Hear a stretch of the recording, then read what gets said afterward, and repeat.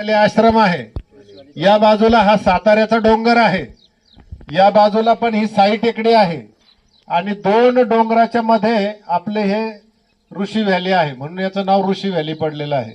27 वर्षापूर्वी हा ऋषी व्हॅली नावाचा ही जी वास्तू आहे ही बांधण्यात आलेली आहे.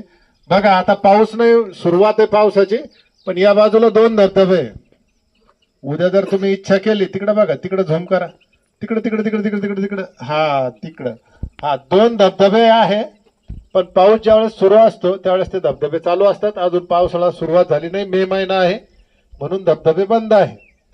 जेव्हा पाऊस सुरू असतो इथून दोन धबधबे, हे बघा या लोकेशनला, इकडे इकडे इकडे इकडे हा तिथून दोन धबधबे येतात, ते तिथे मिळतात. आणि एक शॉर्ट धबधबा इथून पण पाऊस चालू असताना चालू असतो. खूप निसर्गरम्य परिसर आहे आणि खूप निसर्गरम्य वातावरण आहे. आपलं खरं सगळं